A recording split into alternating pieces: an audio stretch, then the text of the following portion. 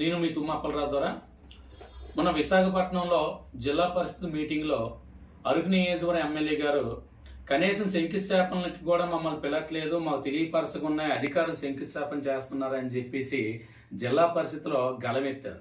ఎవరిపైన? అధికారుల పైన. మరి మీ నియోజకవర్గం ప్రజలు అలాగే వైసీపీ నుంచి గెలిచిన ఎమ్మెల్యే నియోజకవర్గ ప్రజలందరూ కూడా ఇదే విధంగా గలమెత్తితే మీ పరిస్థితి ఒకసారి ఆలోచించాలి.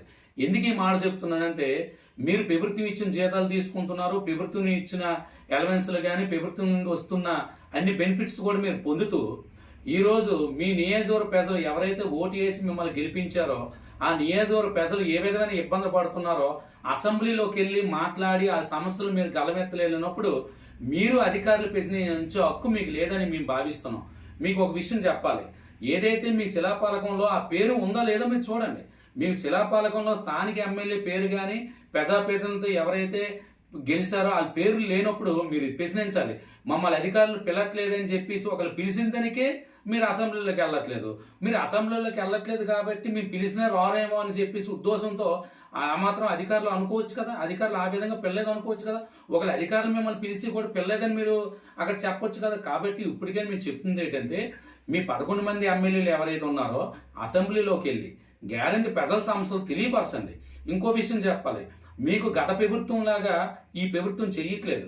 ఎందుకంటే ఇటు పాడేరు అవనేయండి, ఇటు అరకు అవనేయండి, ఈ 2 నియోజకవర్గాల్లో కూడా ప్రభుత్వం నుండి వచ్చే ప్రతిదీ కూడా ఇది ప్రతిపక్షంలో ఉన్న ఎమ్మెల్యేలను భావించలేదు. పవన్ కళ్యాణ్ గారే అనంతగిరి పర్యటన చేసేటప్పుడే క్లియర్గా అన్నారు, ఈ నియోజకవర్గం ప్రజల్లో ఓటు వేసారా ఓటు వేయాలని నేను చూడలేదు, ప్రజల అభివృద్ధి నాకు కావాలి, ప్రజల అభివృద్ధి కోసం నేను ఎంత దూరం వెళ్తాను, నేను ఏమాత్రం పార్టీలు అతీతంగా నా పని నేను చేసుకుని వెళ్తానని ఒక అధికార పార్టీ నాయకులు వచ్చి చెప్పారు.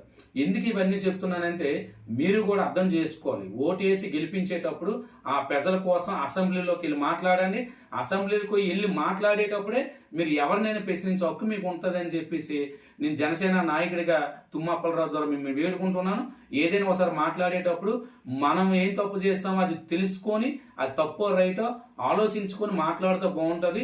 అధికారుల మీద కస్సుబుస్సు అని కూడా గత ప్రభుత్వం కాదు ఇది, అధికారుల పైన కస్సుబుస్సు అవడం ఇది సక్రంగా నడుస్తున్న ప్రభుత్వం. కూటమి ప్రభుత్వంలో అధికారులకు ఒక గౌరవం ఉంది, అధికారులకు ఒక విలువ ఉంది. కాబట్టి అధికారులపై మాట్లాడే ముందు మీరు ఏం తప్పు చేశారో కూడా ఒకసారి ఆలోచించాలని చెప్పేసి మీ తుమ్మ అప్పలరాజు ద్వారా మిమ్మల్ని వేడుకుంటున్నాం. జై జనసేన, జై హింద్.